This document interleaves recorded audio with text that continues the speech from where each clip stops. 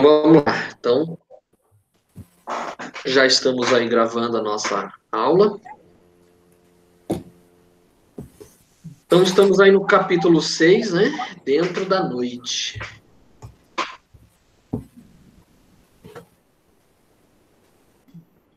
Então, a primeira questão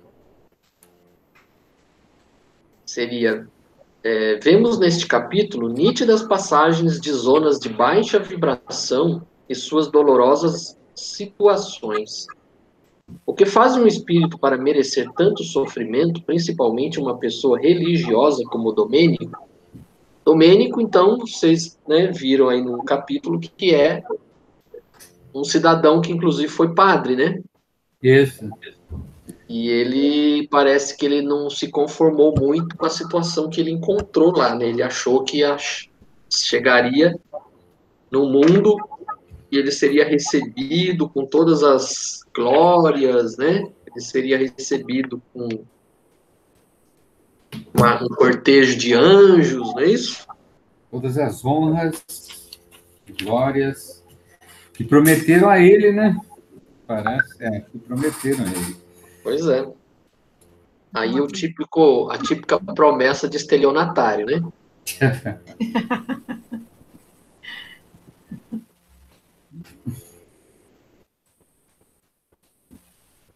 E aí, Então, tá. o que vocês encontraram no texto aí para a gente comentar esse sofrimento que ele passou?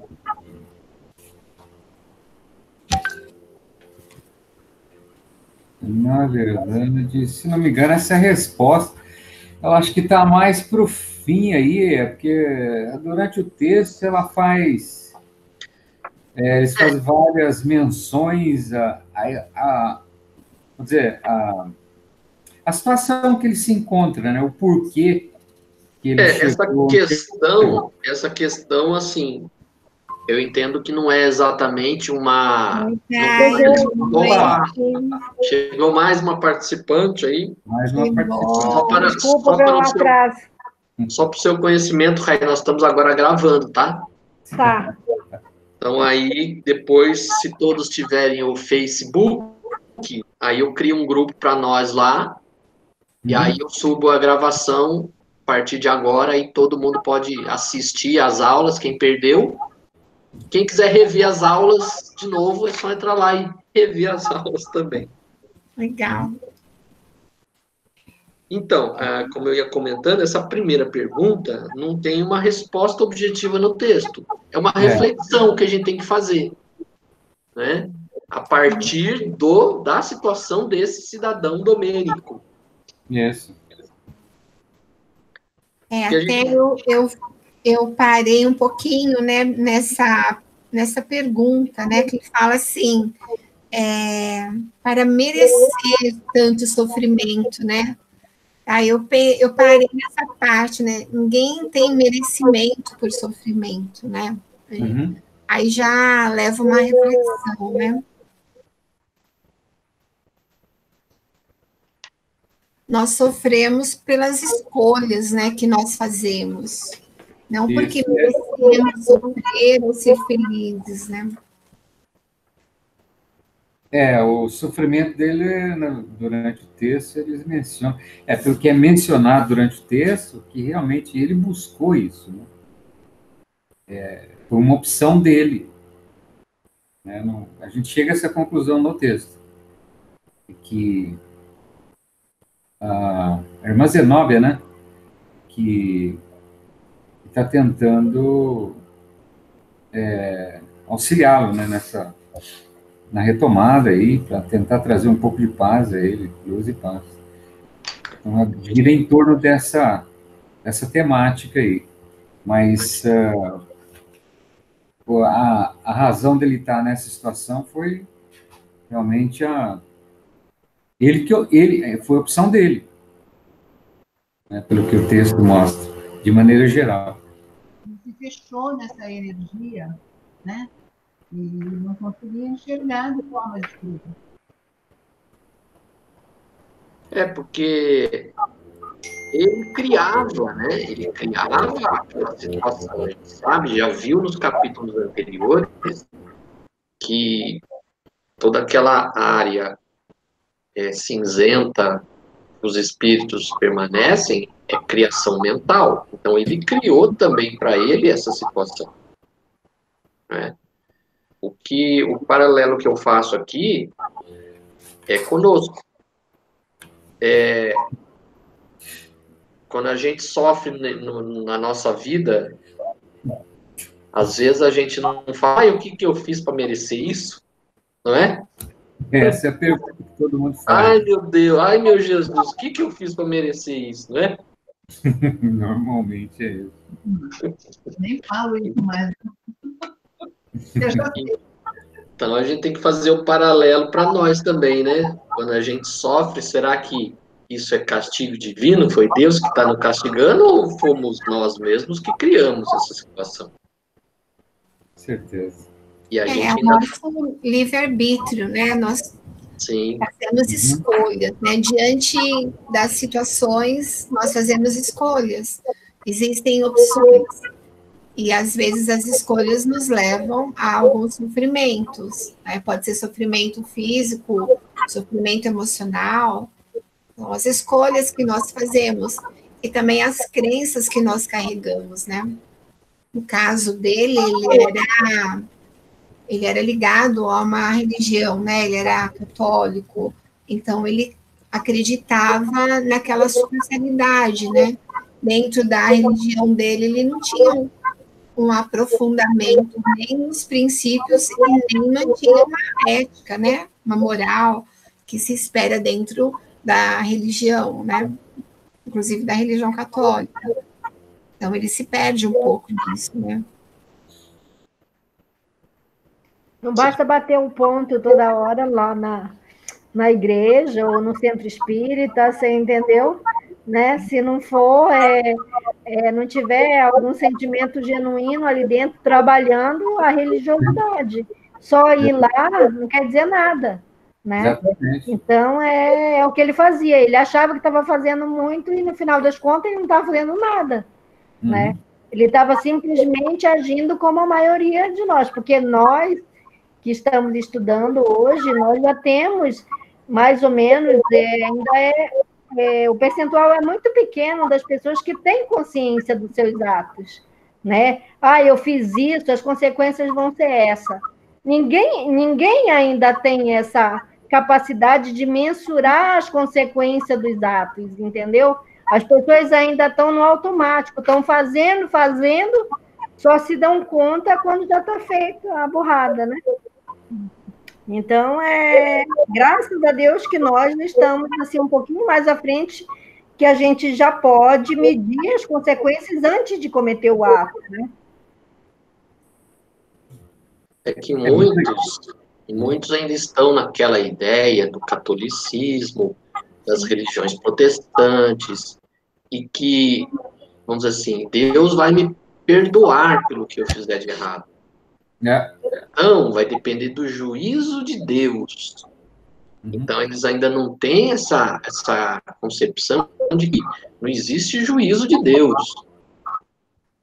Tudo depende do que a gente faz aqui e vamos colher. Então, vamos ter consequências. Sim, e às vezes falta a gente chamar a responsabilidade para a gente também, porque na própria casa espírita eu já ouvi nas preleções falarem, quando você é ignorante na situação, por isso você ainda é mais ou menos perdoado, porque você não sabia.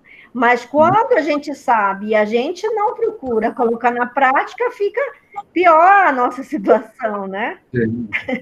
Então, que bom que a gente está aprendendo também, né? Ô, Mary, você falou que o padre era o quê? Qual era a prática religiosa do padre lá? Era católico? Não, porque ele fala que ele não seguia, né, de uma maneira ética e moral, né, o trabalho dele como padre, né? Não, padre católico. Não detalha, né? Não dá detalhes, mas ele, pelo que fala, ele não seguia a ética que se espera dentro do trabalho, dentro da função, né, do religioso. Ele se perde nisso, né? Então, além dele não entrar na profundidade, porque a gente não pode criticar também as demais religiões, né? Dentro dos seus princípios, ela segue ali a moral, né? E ele, de alguma forma, ele se perdeu nisso, né? Ali não dá para dizer exatamente no que, mas a ética e a moral dele não era muito dentro daquilo que se esperava, né? Sim. Então, ele também tem as suas questões ali. Não era tão ilibada, né? Como se diz aí, não. Sim. Sem querer dar spoiler, mas no próximos capítulos nós vamos ver com mais detalhes. Eu não queria falar, né? Mas aguardem para os próximos capítulos.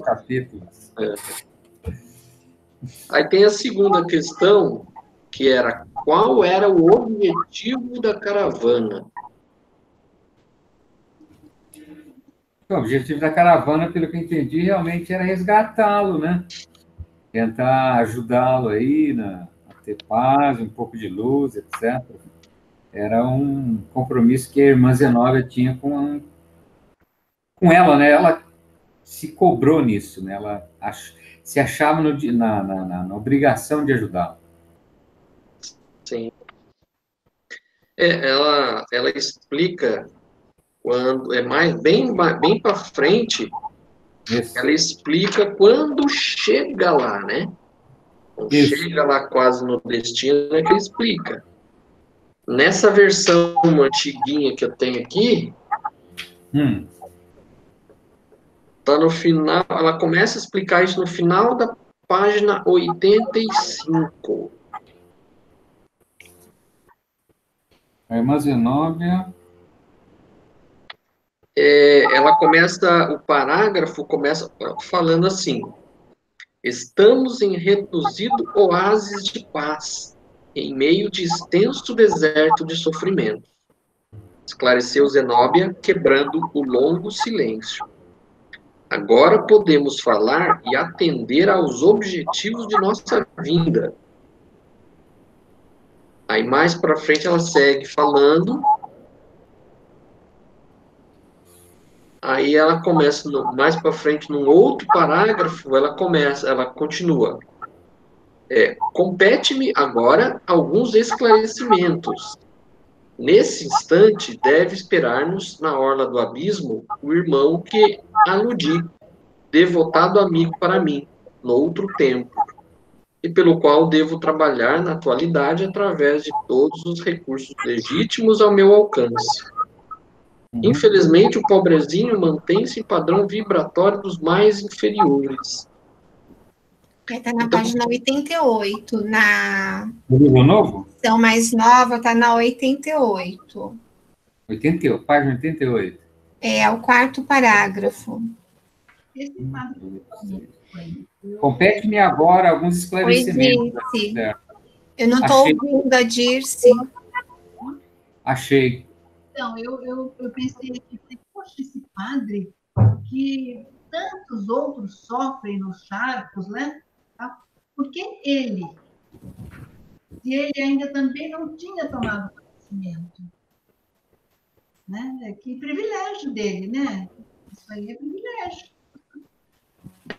Eu entendi da história. Uma coisa.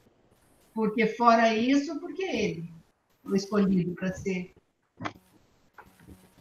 Pelo que eu entendi a história, os grupos chegaram lá na casa, né, nesse local, cada grupo tinha uma missão que seria desempenhado na crosta. Só que aí a irmã Zenóbia, aproveitando que eles estavam lá, aí ela pediu para que eles pudessem auxiliá-la a resgatar esse irmão. Sim. Não sei se isso seria um privilégio, que eu não acredito que ninguém tenha privilégio lá. Mas eu pensei.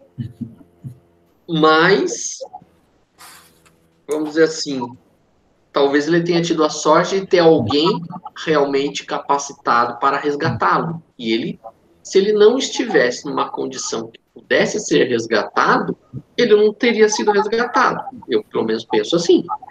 Então, ele precisa de pessoas assim com um astral bem melhor que o nosso. Se eu não me engano, está no capítulo 4, né, que ela fala que ela tem esse compromisso, que ela quer ajudar essa pessoa, mas que ali se reúnem pessoas que podem ajudá-la naquele momento. Se não me engano, é no capítulo 4 que ela faz uma menção sobre isso. Isso, nos capítulos anteriores ela se refere a ele em alguns momentos, sim, eu me lembro disso. Sim. Que ela tem um compromisso e tal, a casa ia se deslocar, mas tinha alguém próximo ali que ela tinha que ajudar, então ela teve que, sei lá, agir de uma ou outra forma lá para poder tentar fazer esse compromisso, apesar da situação estar ficando ruim assim, entre aspas, porque a casa ia se deslocar porque vinha uma equipe com aquele fogo para poder limpar a área, esse tipo de coisa. Então, ela se preocupou porque ele estava lá fora, né? Tipo assim, estava fora da casa e ela tinha essa preocupação com ele. Sim. Olha, veja que interessante, né? A gente precisa ter mérito para ser ajudado, né? E precisa que a espiritualidade também tenha condições para que essa ajuda chegue até a gente, né? Então, tem todo um contexto, não é simples, né? Não é só rogar. Dobra o joelho, reza e pede, né? Eu não li até agora nenhum mérito dele. Ele não tem, mas eu não sei, assim, qual... Acho que não ficou muito claro para mim qual o compromisso, assim, tão grande que ela tinha com ele a ponto de fazer todo esse trabalho para poder resgatá-lo, né? Sendo que ele estava nessa situação, ele não queria se ajudar, né?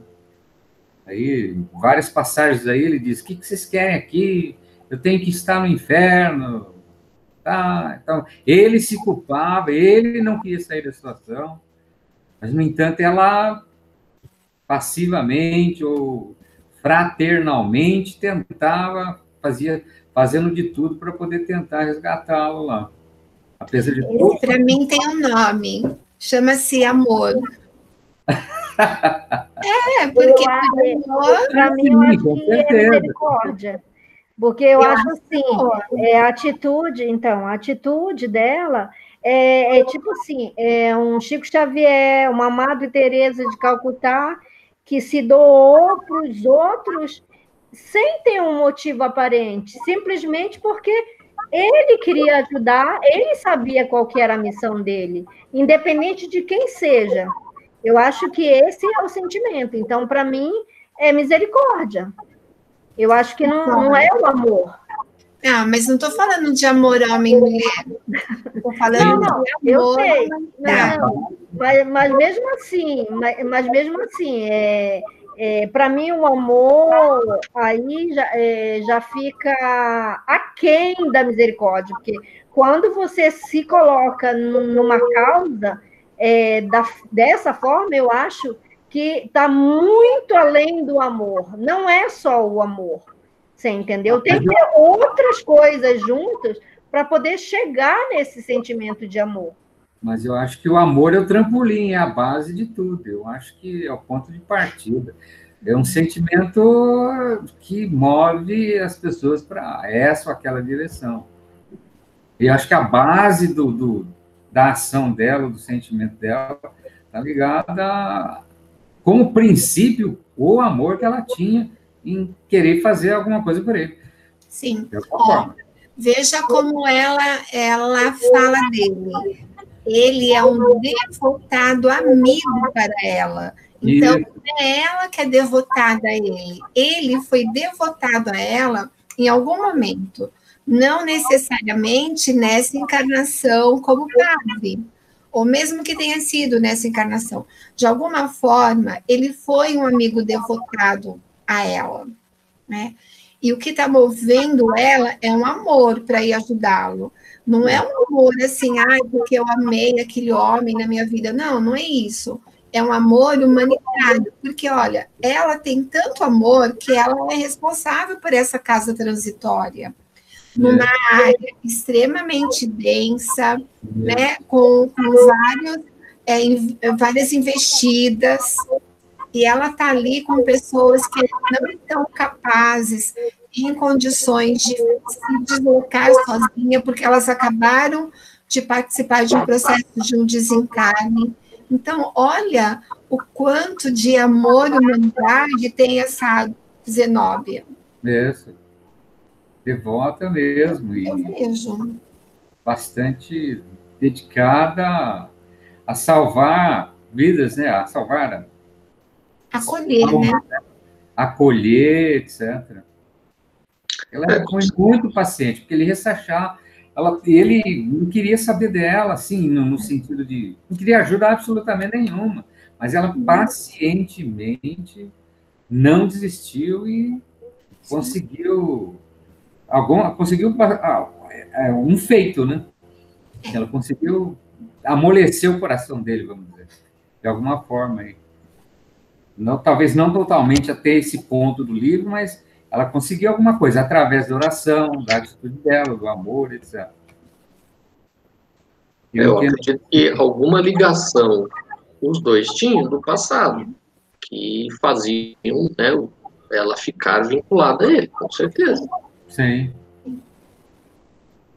Os dois se conheciam de alguma forma, né? Com certeza. Aí vamos para o 3 aí, então. 3 é qual o elemento principal que houve por parte de Zenóbia e dos demais participantes da caravana para conseguir atingir esse objetivo? O elemento principal que houve.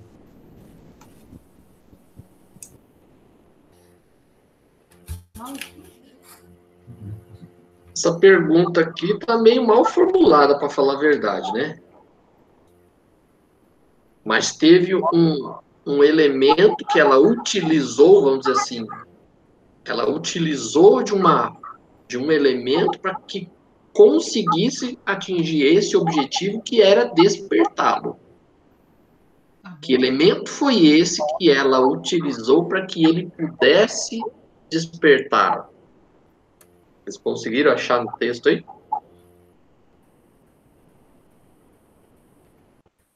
Estava achando que seria aqui na página 82 do meu livro novo aqui, a edição mais nova, na página 82, onde ele diz lá no começo, no segundo parágrafo, os amigos.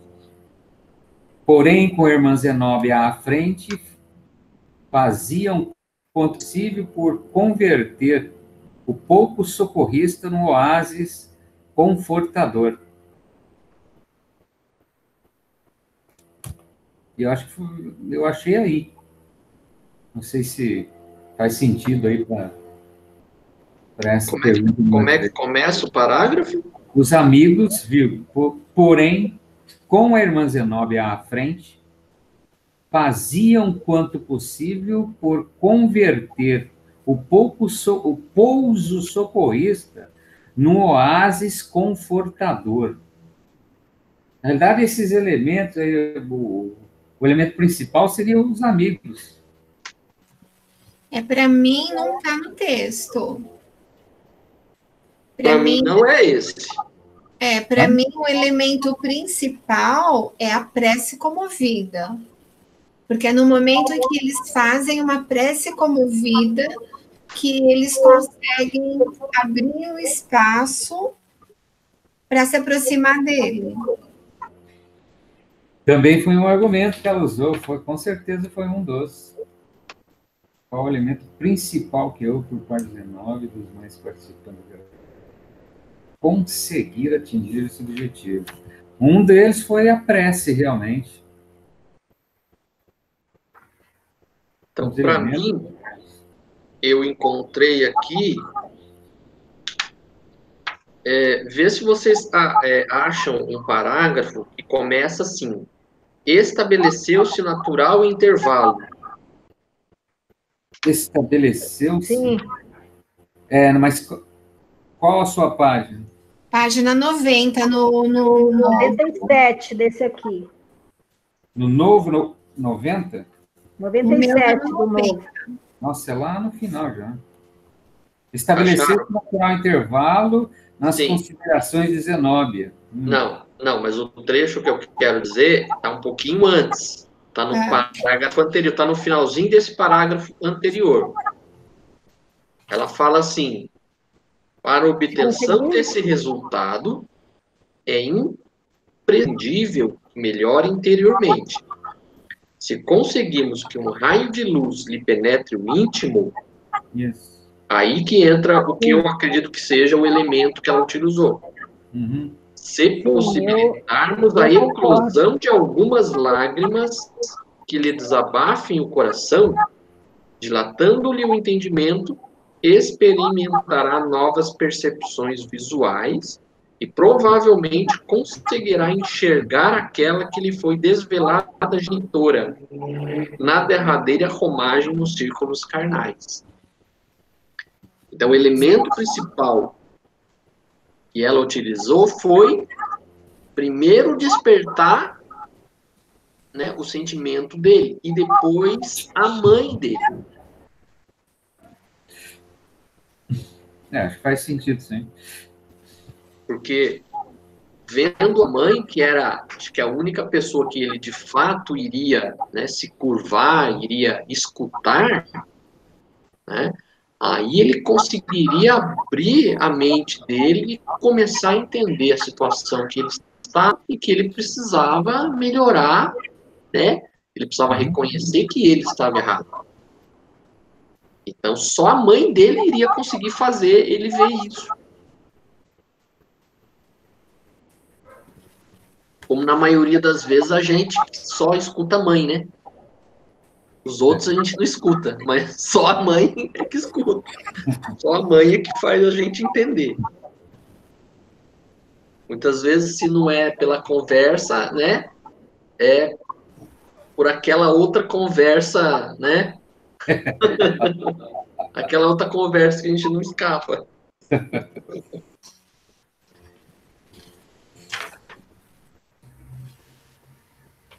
Certo? Todo mundo concorda ou alguém acha que tem alguma outra coisa?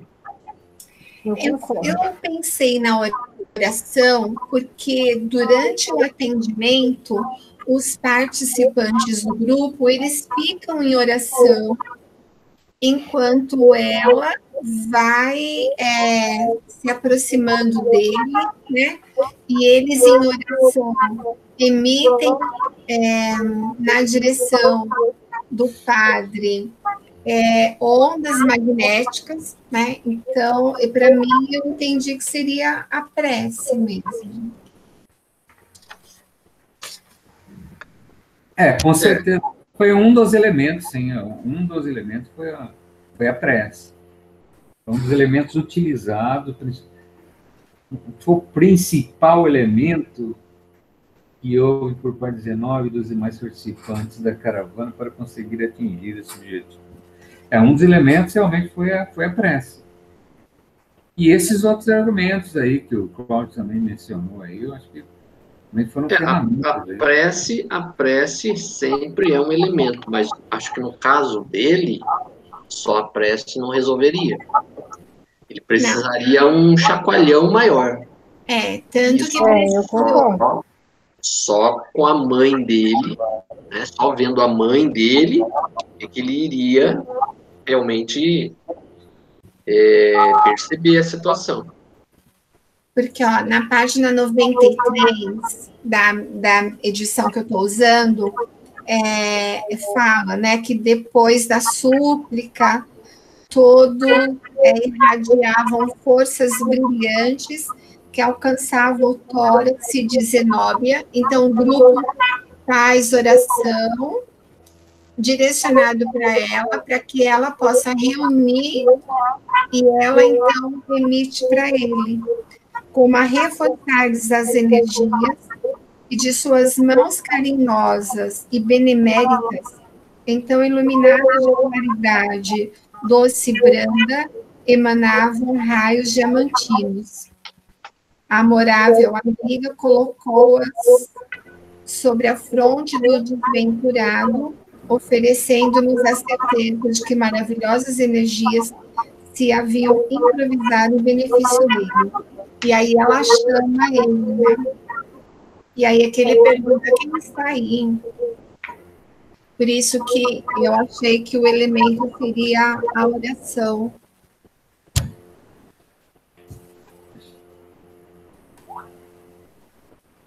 Acho que foi um conjunto de assim, ferramentas que foram utilizadas. Mas como ele pergunta o elemento principal, eu acho que se não fosse a mãe dele, todos aqueles outros elementos não conseguiriam despertá-lo. Também ele ia utilizar, eu me lembro que ela mencionou que ela ia utilizar a clarividência de Luciana para poder tentar fazer penetrar no íntimo dele. Isso é no próximo capítulo. Não, mas não antecipe. Não. Isso é no próximo capítulo. Não, mas aqui, a clarividência de Luciana está dentro desse capítulo aqui. Sim. E utilizar. Sim. Entendeu? Foi um dos elementos. Foram os elementos. Na realidade, foi um conjunto de situações. Sim. Né? E esse grupo fez parte do suporte para que a coisa tivesse um aproveitamento melhor. Foi um conjunto de situações. Sim. A prece, essa situação, a clemência pela mãe, enfim. Tudo isso para montar um ambiente de resgate ali dele. Né? Sim. Você vê quanta gente para poder resgatar uma pessoa. Então, vamos lá para o quarto. Então, a quarta questão.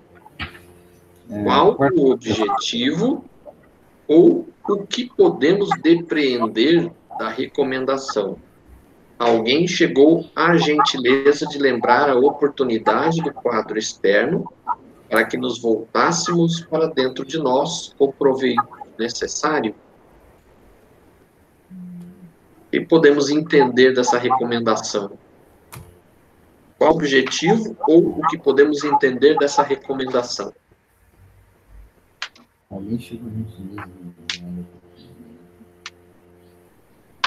Esse trecho está logo no começo. 2, 3, 4. Na página 82, no segundo parágrafo. Lá no final do quarto parágrafo. O meu está no segundo parágrafo da página 82, lá em cima. Alguém chegou à gentileza de lembrar a oportunidade do quadro externo para que nos voltássemos para dentro de nós com o proveito necessário. Esse quadro externo aí está nos parágrafos anteriores. Que aí fala aqui, né? No segundo parágrafo começa falando: permanecíamos na região onde a matéria obedecia a outras leis, né? Interpenetrada de princípios mentais extremamente viciados. Congregavam aí longos precipícios infernais e vastíssimas zonas de purgatório das almas culpadas e arrependidas. Aí, um pouquinho mais para frente, fala assim, no terceiro parágrafo: a ausência de vegetação, aliada à neblina pesada e sufocante, infundia profunda sensação de deserto e tristeza. Aí, no final do quarto parágrafo, aí fala: alguém chegou à gentileza de lembrar a oportunidade do quadro externo para que nos voltássemos para dentro de nós com o proveito necessário. Aí ele pergunta qual o objetivo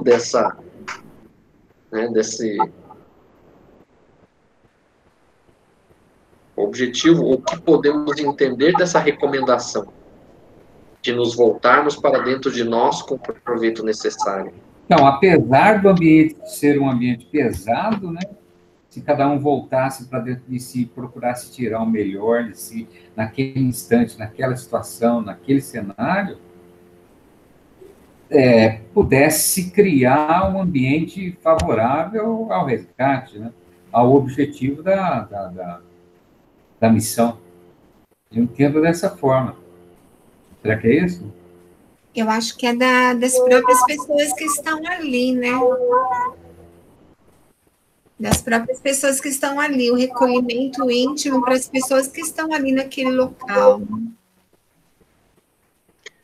Eu penso assim, que essa recomendação é semelhante quando a gente está no centro, por exemplo, quem já participou de vibrações coletivas.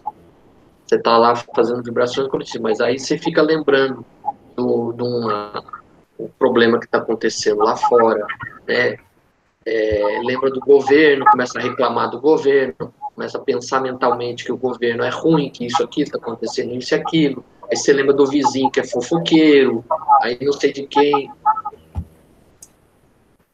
É semelhante a esse, vamos dizer assim, esse ente externo que eles estavam vendo. Então, se você não se concentra naquilo que você pretende fazer, você começa a ver o ambiente externo, ou seja, você começa a pensar na sua vida lá fora, você não se concentra no trabalho que você tem que fazer ali, que é de vibrações coletivas, ou seja, pensar coisas boas, de boas vibrações. Então, naquele momento, se eles começassem ali a ficar reparando na situação que estava vivendo, naquele ambiente externo, eles não iriam adquirir essa tranquilidade, a serenidade e os bons pensamentos necessários ao desempenho daquela missão. Não sei se é assim que vocês pensam também. Sim, logo abaixo aí desse parágrafo tem assim, sim, assentiu o assistente Jerônimo. Num abrigo de pronto-socorro espiritual, é conveniente que não haja facilidade para distrações prejudiciais aos nossos deveres. Tem, exatamente. Certinho, é isso mesmo. É isso aí.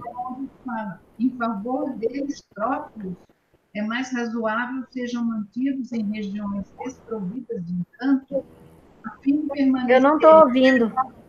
Com as criações mentais inferiores a que se ligaram intensivamente. Viu aí? Não. Qual parágrafo, Dirce?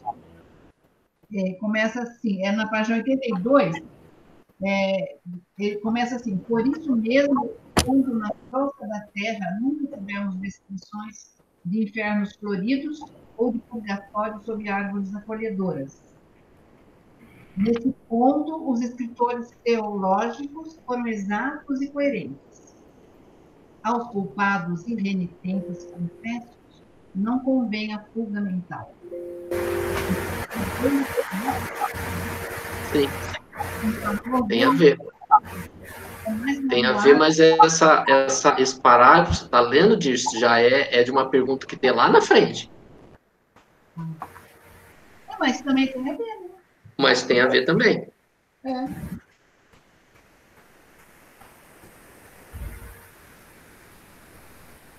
Bom, quanto a essa questão, tudo certo, então? Podemos seguir? Para mim, pode. Então, a quinta seria, como a fala de irmã Zenóbia, ela fala assim: a clarividência de Luciana e a oração de todos os amigos, porém, constituirão fatores decisivos em benefício da renovação dele. Então, ele pede para a gente comentar essa fala dela.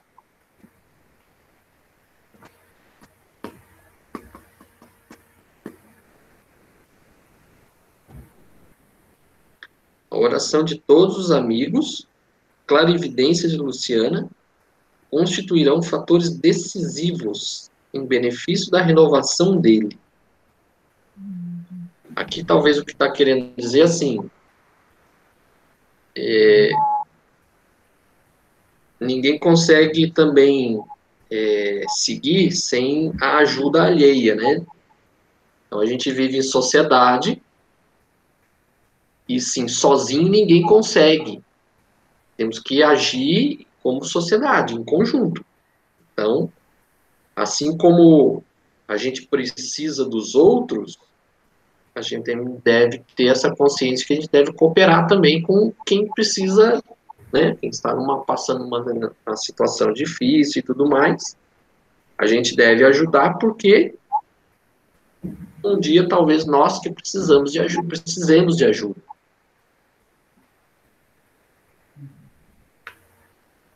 Esse 5, eu achei aqui, ela está, no caso aqui para mim, na página 81. Acredito que no novo aí deve estar no 83, alguma coisa assim. Está no 83. Então, eu peguei mais a parte, assim, vamos dizer, técnica.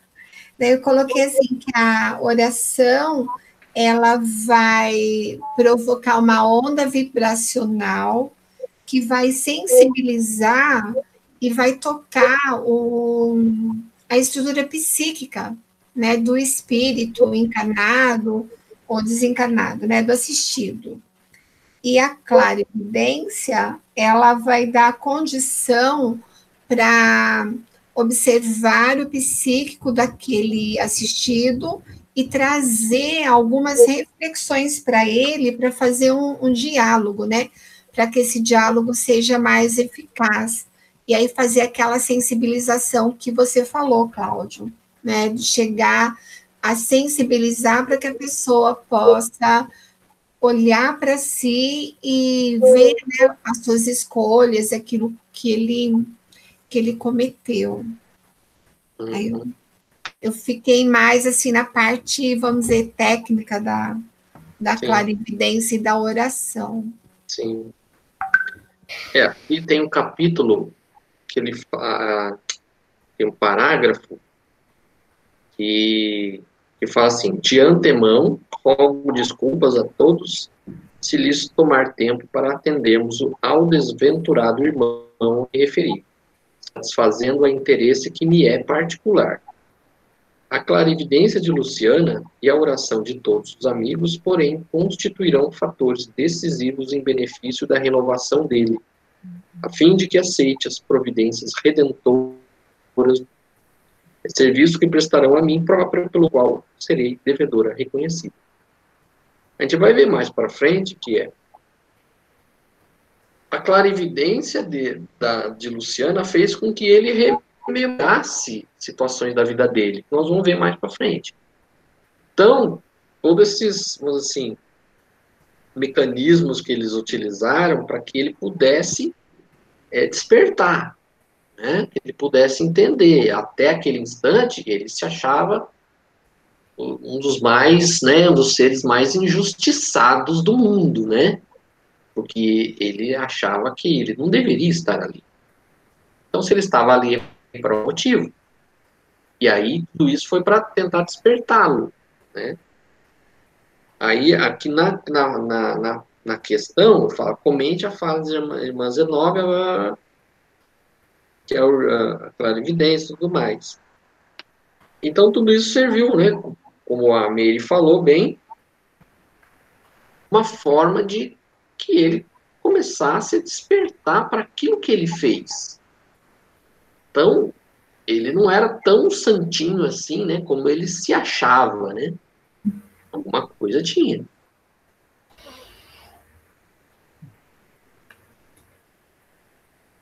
Certo?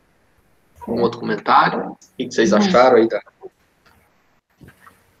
Então, é mais ou menos, eu acho que é assim, a mesma coisa a gente, às vezes a gente está assim, bravo, ou muito se sentindo injustiçado por alguma coisa, e aí alguém vem e fala, olha, eu entendo que você está bravo com isso, mas lembra que você fez tal coisa, que você falou, aí traz alguns elementos que você vai falar, não, é verdade, pisei na bola, agora eu entendo, né? Então, a gente também usa dessas estratégias, né? Às vezes com alguém da família, um amigo, e daí eu acho que nesse caso foi o que aconteceu, né? A clarividência ali ajuda a encontrar elementos para trazer da profundeza mesmo da psique daquele assistido, para ele mesmo ir relembrar, ele ir até aquela situação e tentar se ver naquilo, né? E perceber. Que nem aquela história que fala, né? Quando a gente morre, passa uma tela do que a gente fez, né? Eu acho que quando a gente morre, assim, ninguém vai para um cineminha, né? Poltrona, pipoca e um cineminha. Eu acho que não é bem assim, né? Eu acho que rever o que nós fizemos não é algo também tão fácil. Provavelmente seja dessas maneiras mesmo, né? Quando há alguma intercessão, ou quando a gente, de alguma maneira, talvez pela dor, consiga acessar alguns pontos, né? Sei. A gente tem o costume de mentir para a gente mesmo, às vezes, né? Então, os amigos, às vezes, faz o papel da memória, lembrando a gente de alguma coisa que a gente quer fingir que a gente não é conosco. Eu também agora, eu acho que cabe também essa reflexão. Por exemplo, quando a gente tem um parente, alguém doente, né, a gente geralmente pede para amigos, para as pessoas que a gente tem um vínculo mais forte, me ajuda a rezar por tal pessoa. No centro espírita a gente vê. Mas a gente, às vezes, é tão egoísta, a gente quer rezar, às vezes, para aquela pessoa se recuperar, mas às vezes não ela não tem mais que se recuperar. A gente tem que fazer com que ela ache o caminho para mais fácil ela se libertar também. Porque tem isso, às vezes a gente vê gente vegetando há muito tempo aí, mas a gente, como está perto, a família, por exemplo, quer que a pessoa se recupere, sendo que está vendo que não tem mais chance de se recuperar, mas quer. E a forma de você orar também, para ela tentar se desvincular do mundo material e fazer a partida dela, o desligamento, isso também ajuda. Então, eu acho que essa clarividência pode ser vista dessas duas formas. Tanto a gente pode ajudar para esse lado, para a pessoa estar se recuperando, como para ela estar partindo de uma forma mais leve, se desvinculando do lado material. Sim. O que vocês acham? Sim. Assim, todos nós, é óbvio que ninguém vai fazer a nossa parte, né? Sim. Não é algum parente ou um amigo que vai fazer o que a gente tem que fazer. Nós é que vamos ter que fazer. A oração ajuda, né? A criar ali um clima positivo para que aquela pessoa consiga se erguer. Mas, obviamente, só a oração não adianta se a pessoa não tomar a iniciativa. Isso aí é claro.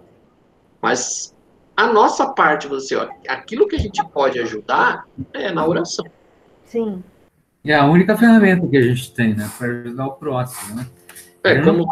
Como diz aquela frase, né? Agora só me resta rezar, né?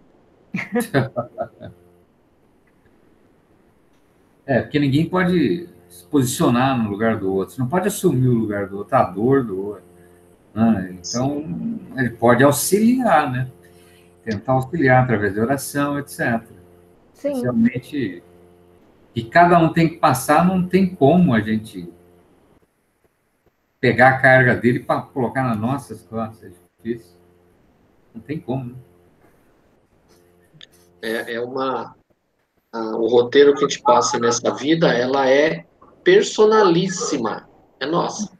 É nossa, só nossa, né? De mais ninguém. Podemos ir para o sexto? Sim. Então, a sexta questão. Como podemos comparar a situação dos espíritos encarnados que se encontram em sofrimentos de diversas espécies e a explicação dada por irmã Zenóbia quanto à prestação de socorro possível?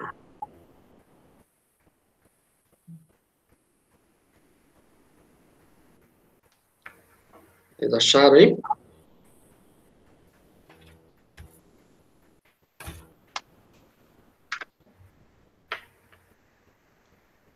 Essa questão aqui, ele fala após uma situação que ocorreu durante a caravana. eu coloquei uma resposta minha, não assim do livro, né? Eu coloquei assim, que a espiritualidade atuante nas casas espíritas proporcionam condições salutares aos encarnados que pedem ajuda. Somos socorridos dentro do possível, sem interferir no planejamento espiritual reencarnatório. No entanto, sem reforma íntima, vigilância e oração, tendemos a voltar na influenciação daquilo que nos escravizava. Então, faz sentido. Tem a ver. Tem a ver.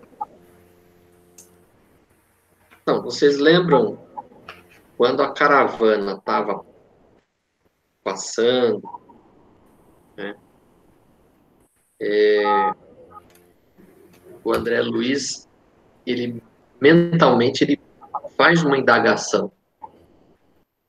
Ele começou a passar e ver que naqueles pântanos assim tinha espíritos mergulhados ali. E aí ele se espantou, né? Aí ele pergunta, ele faz uma pergunta mental aqui, que na minha página é 84, o novo talvez seja 86. Ele faz a seguinte indagação: jazem aqui almas humanas? Isso. E aí, quando ele faz esse questionamento, aí fala aqui, ó: bastaram, no entanto, minhas 4 palavras curtas para que os lamentos indiscriminados se transformassem de súbito em rogativas tocantes e estertorosas. Ajude-nos quem passa, por amor de Deus. Salvai-nos por caridade. Socorro, viandante, socorro. Então, eles perceberam esse pensamento dele. E aí eles começam a pedir, né, por socorro, socorro. Só que a caravana continuou. Ele perguntou para quem estava na frente dele, eu acho, de forma bem... bem baixinho, né, para não produzir... O Jerônimo. Eles já tinham sido avisados para não fazer o menos barulho possível, esse tipo de coisa, durante a trajetória. Sim. Mas aí ele, tipo que... não balbuciou. Não, ele pensamento, né? balbuciou, vamos dizer, em quem estava à frente dele, mas de forma bem baixa, mas foi o suficiente para que os espíritos que estavam ali embaixo, numa situação ruim, ouvissem e provocou todo esse pedido de socorro, né?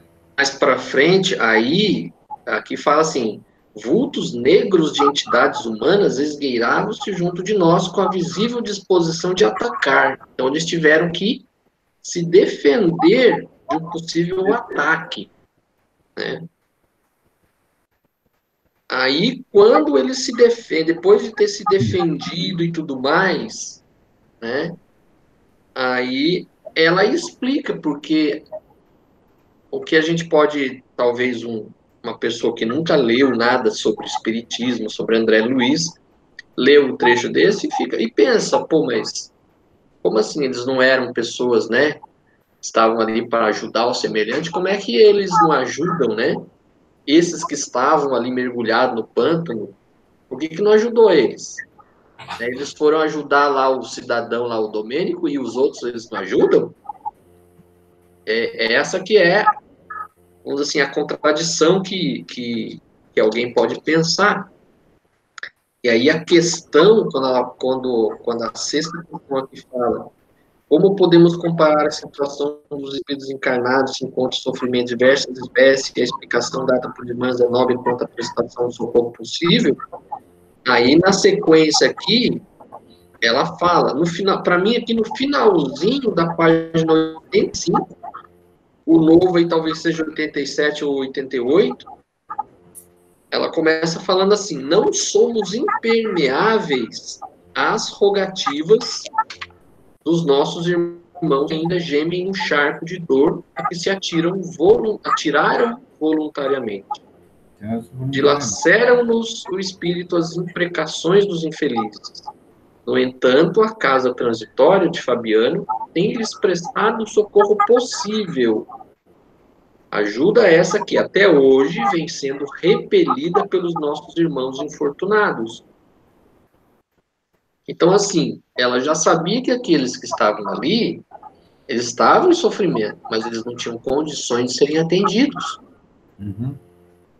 Então, eles estavam numa missão, então eles tinham que focar naquela missão. Aqueles que estavam ali, eles seriam futuramente atendidos de alguma forma, mas aquele momento não era o momento, vamos dizer assim, que pudesse ser dado atendimento para aqueles que estavam ali. Uhum. Então, se eles fossem atender aqueles que estavam ali, eles seriam atacados. Em vez de ajudar, eles acabariam prejudicando a missão. É porque eles ainda não estavam preparados para serem ajudados, né? Sim. Porque tem isso também. A gente precisa estar em condições para receber ajuda. Né? Sim. Não adianta você só se compadecer do outro, né? Ele precisa estar em condições de ser ajudado, de entender, de aceitar aquela ajuda. Porque a ajuda que poderia ser dado, ou que pode ser dado naquele momento, é o acolhimento, mas um acolhimento que vai exigir dele uma mudança. E se ele não estiver pronto para fazer essa mudança interior, essa mudança psíquica, não vai adiantar. Podemos fazer um paralelo com as escolas de aprendizes. Muitos que estão ali, chega a determinada etapa do curso, da escola, eles não aceitam a caderneta, eles não aceitam isso ou aquilo, então eles não estão preparados para serem ajudados. Uhum. Então precisa ainda passar por outras etapas na vida para eles, talvez mais para frente, despertar. É a situação dessas pessoas. Não era o momento de ajudá-los ainda. Eles ainda precisavam passar por uma renovação mental para que eles pudessem ser ajudados. Ela diz aqui, ó, é imprescindível que o sofrimento lhe solidifique a vontade para as abençoadas lutas do porvir. É a questão número 8. Hã? É a questão número 8. Você já está se adiantando, Leonel. Não, mas aí é uma conclusão do que você está dizendo aí. Que você está com fome, você está querendo terminar logo isso tudo, é isso? Não, a conclusão aí daquilo que é uma sequência do raciocínio que você fez aí. Podemos seguir, então, para número 7? 7. Que podemos entender da colocação. Mais uma vez reconheci que a prece é talvez o poder máximo conferido pelo Criador à criatura. Uhum.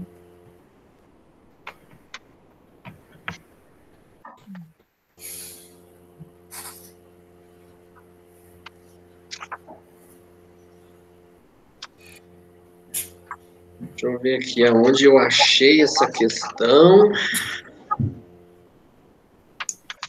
Eu achei aqui, na minha é 93. Mais uma vez, reconheci que a prece é talvez o poder máximo conferido pelo Criador da criatura. Eu coloquei que a sustentação com reforço de energia zenóbia, que atuaria diretamente com o assistido, vinda da contribuição energética dos companheiros presentes, potencialização da energia que a Zenóbia utilizaria para atendê-lo. É isso? Ficou confuso? É isso mesmo? Já está lá quase no finalzinho do capítulo, né? Esse trechinho aqui é na sequência que ela está ali fazendo a oração com ele, né? Isso. tentando, né, atrair, né, uma força magnética para ele que pudesse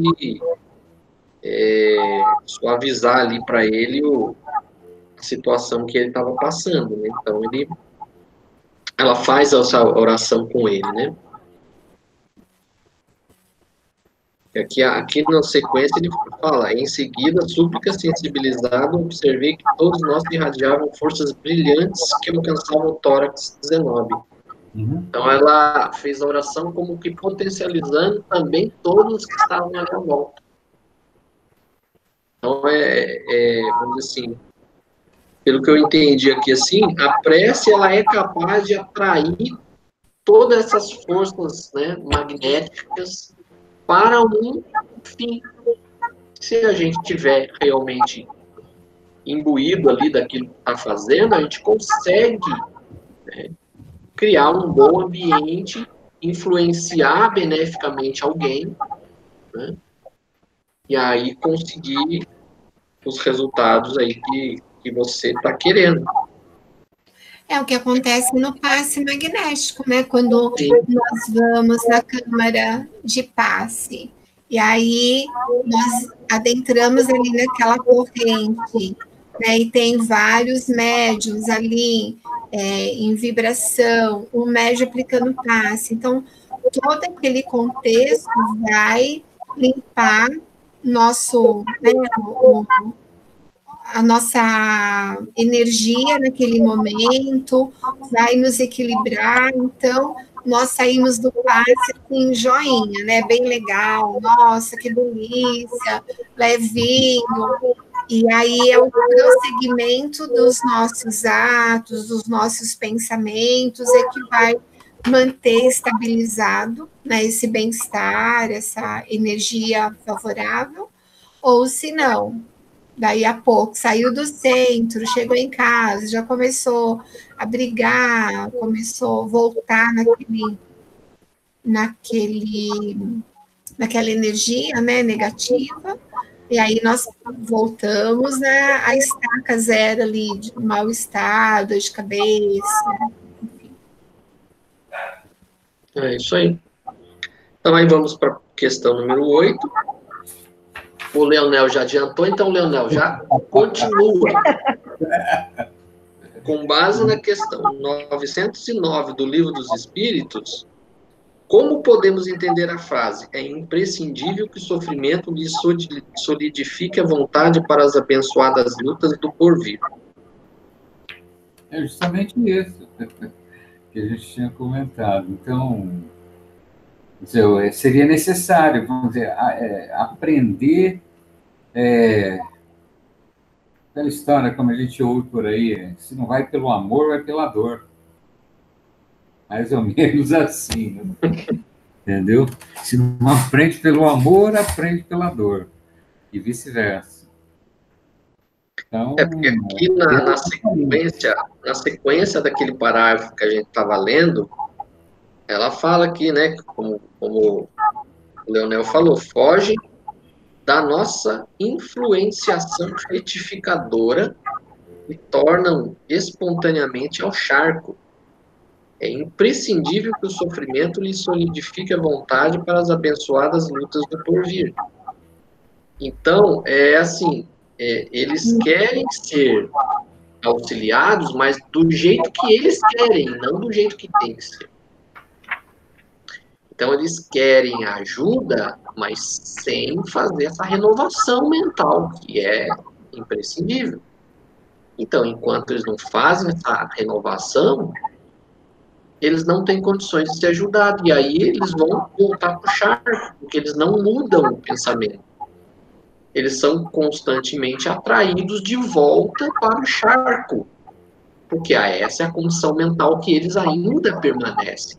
Uhum. Né? Aí precisa o sofrimento para que eles comecem a fazer essa renovação mental.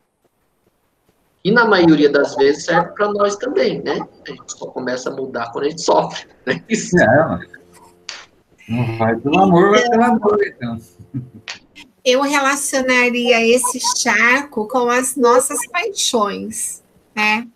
Quando nós estamos muito arraigados, muito apegados às nossas paixões, e nós vivemos como se fosse nesse charco, né? Quando dá assim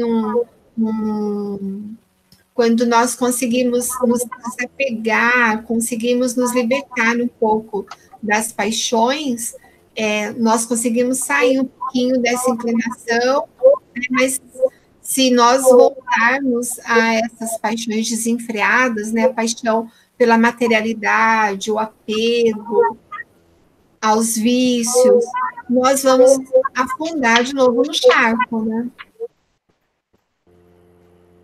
Sim. Vamos para a nona, então. Como podemos entender a afirmativa? Aos culpados e renitentes confessos não convém a fuga mental, que é o trecho que a Dirce também, apressadinha, ela já adiantou, né, Dirce?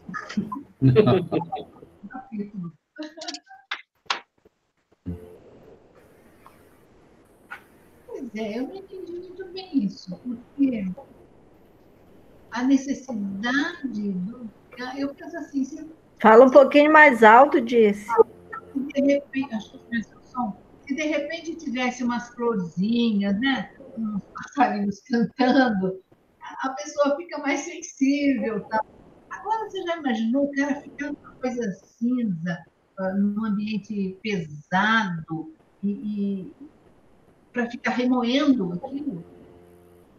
Dá a impressão que isso solidifica mais a parte negativa, não dá?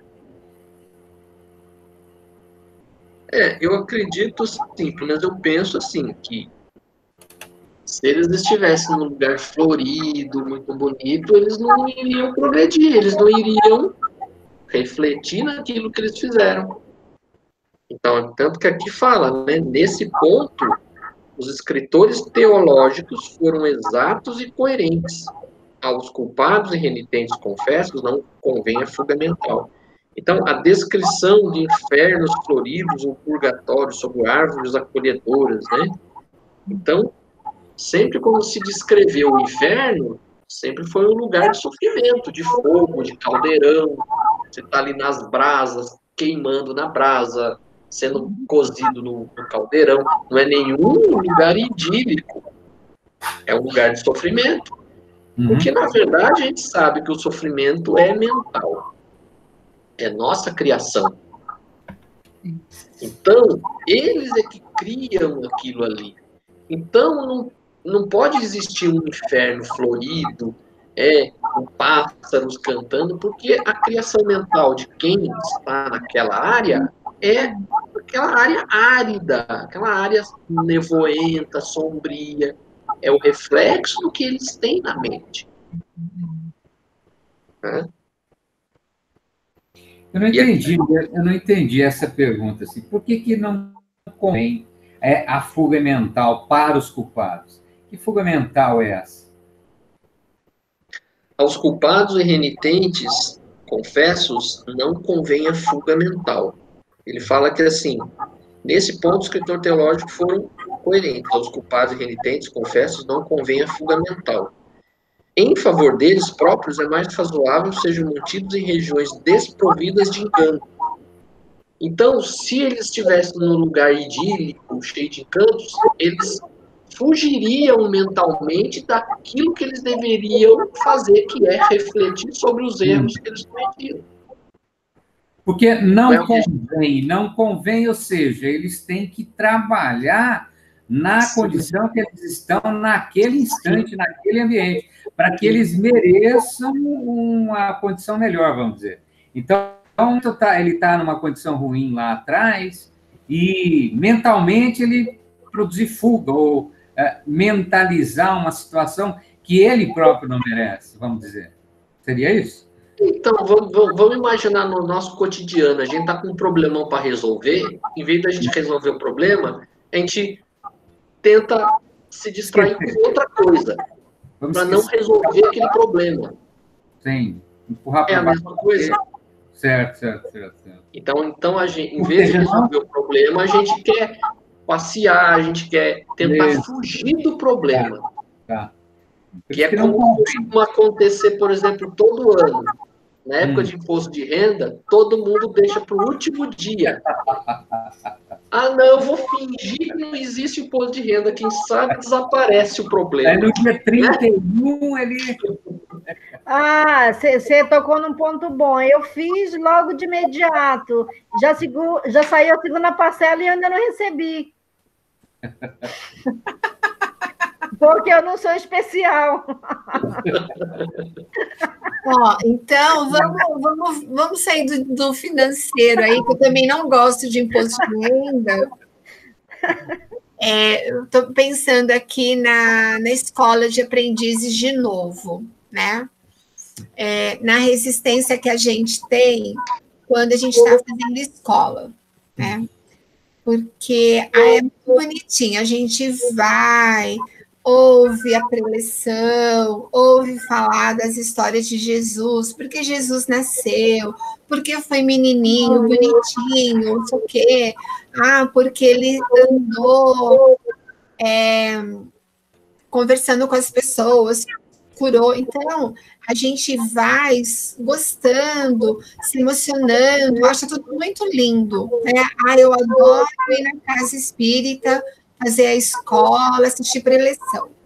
Aí, quando a escola começa a falar para a gente, olha, tem uma partezinha aí que é o seguinte, há anos você ouve essas histórias de Jesus e acha bonitinho, só que você não coloca nada em prática. Precisa colocar em prática. Para você colocar em prática, você tem que se olhar, tem que se conhecer, tem que estabelecer metas em pequenos prazos para colocar em prática essa beleza, essa belezura que é o ensinamento de Jesus. E o que a gente faz com isso? A gente foge, a gente arruma um monte de subterfúgio, porque um dia esqueceu o caderno de tema, porque outro dia não escreveu o tema, no outro dia esqueceu a caderneta, né? Então, a gente vai encontrando outros subterfúgios. Né? Desculpas. Desculpa. Porque, assim, conhecer a história de Jesus é lindo. Estudar os fenômenos mediúnicos é muito interessante, né? Mas a prática, a exemplificação, essa a gente costuma, né, se esquivar.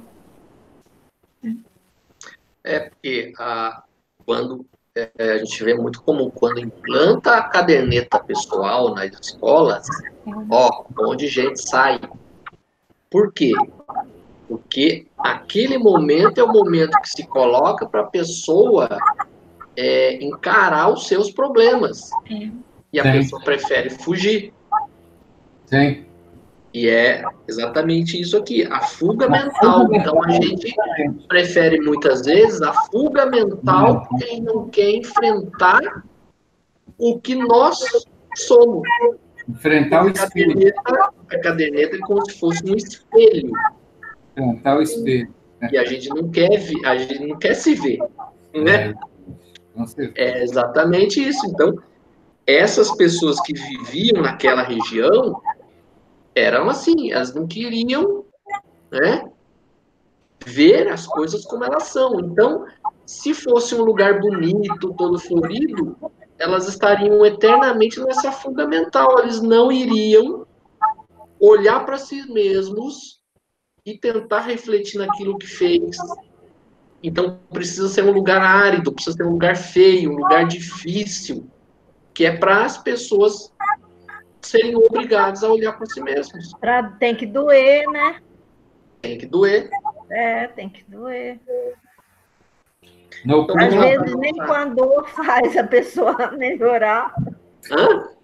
Às vezes nem a dor faz a pessoa melhorar, ela foge, né? Tem essa fuga mental para não doer, ela vai buscar outra válvula de escape e assim vai levando.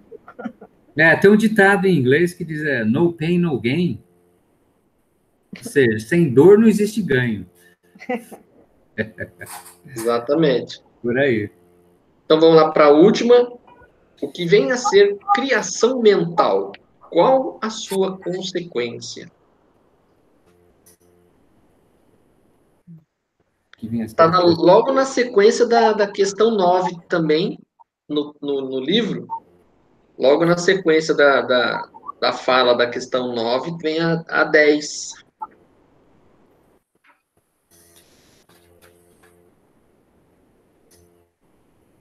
É aquela coisa de tudo você cria lá na mente, né? São as fugas. A gente falou, essa daqui é um complemento, na verdade, né? Sim. A criação mental. E aqui fala, aos culpados e renitentes confessos não convém a fuga mental. Em favor deles próprios é mais razoável sejam mantidos em regiões desprovidas de encanto, a fim de que permaneçam a sós com as criações mentais inferiores a que se ligaram intensivamente. Então, aqui, qual a sua consequência? Se a gente se liga a essas criações mentais, nós passamos a viver nessa situação de conviver ali com aquelas criações mentais que aqueles espíritos estavam. Eles não conseguiam se libertar dessas criações mentais que eles próprios criaram, né? Um exemplo bem legal é para quem gosta de uma cervejinha, dependendo do lugar que você vai, né? Daí você vai ter lá os seus irmãozinhos ali, né? Que vão fazer você estar ali relaxando, feliz da vida, mas aí depois... Você está se ligando a essas criações mentais. Não é só cervejinha, não, né? Tem outras coisinhas assim. Sim, eu falo cervejinha porque... Cervejinha é só um exemplo, né? Falar mal dos outros, criticar, julgar, essas coisas, né? Essas feiuras que nós cometemos. Bom, chegamos ao fim. Mais algum comentário para a gente finalizar? Aí eu finalizo a nossa gravação. Sim, eu tenho um comentário para fazer semana passada. Você avisou em cima da hora? A culpa foi minha, viu, Rai? Eu estava com a minha irmã aqui, daí eu expulsei ela daqui, tinha feito as pazes com ela, daí lá vai eu mandar de novo ela embora daqui, eu digo, eu tenho aula agora. A culpa foi minha. Aí eu deixei ela lá embaixo, quando eu vim que liguei o negócio, aí estava lá a mensagem, não vai ter aula hoje. Eu não falei nada para ela, tem segredo isso daí, porque senão ia dar mais que zumba. Vocês me desculpam, a culpa foi minha. O Cláudio já tinha avisado que ele tinha compromisso e eu assumi que eu conduziria, né? Faria intermediação do nosso estudo, só que eu não estava me sentindo bem. Eu passei a tarde no trabalho, assim, passei muito mal à tarde. E aí eu fui tentando controlar, daí eu vi que eu não ia dar conta. Aí eu entrei em contato com o Cláudio, pedi desculpas para ele, né? Falei para ele que tudo que eu precisava era ir para casa, tomar um banho, comer e dormir, porque eu não estava realmente bem, mas era, sabe assim, cansaço físico. Estava extremamente cansada. Então não ia adiantar eu chegar, sabe, dormir uma meia hora e assumir o grupo. E aí, então, assim, a culpa foi minha. Aí eu vim para casa, tomei banho, tomei um lanche, deitei, acho que era umas 7 horas, e dormi, fui acordar no outro dia de manhã, assim, mas era cansaço físico mesmo. É para você, Rai, aprender a ter tolerância. Mas como? Olha, se eu fosse digitar toda hora no celular, eu tinha visto, né? Antes de ela ir embora, mas eu já estava certo que é naquele horário, então eu tinha que estar aqui, né? Pronta para a aula. Eu deixo ela lá embaixo, aí venho, pego no celular, Nossa! Desculpa, tá? A culpa foi minha, não foi do Cláudio. Eu só estou falando, mas é porque depois eu acabei me sentindo mal por causa disso, entendeu? Se eu tivesse olhado no celular antes de mandar ela, também não teria acontecido isso, né? Mas assim, compromisso assumido, a gente não pode voltar atrás. E o compromisso eu tinha assumido com o Cláudio, mas é que eu não estava me sentindo bem mesmo, sabe? Eu estava já, sabe? A gente conhece, né? Sabe quando o corpo não está aguentando. Realmente foi um imprevisto. Realmente. Não tem problema, não estou querendo questionar aqui nada, né? Eu só coloquei só. Estamos, então, encerrados por hoje. Sim. Aí voltamos semana que vem, então. Então, agora você vai gravar o programa? Toda semana agora nós vamos gravar. Mas nós estamos aí? É essa gravação? Sim. Tudo foi gravado. Eu não sabia. Mas quando você entrou, não falei para você, criatura. Não, mas eu pensei que você ia gravar. Eu queria estar só como ouvinte. Então, se você ia gravar. Eu não achei que era essa gravação que você ia colocar lá para todo mundo. Sim, vai ser essa.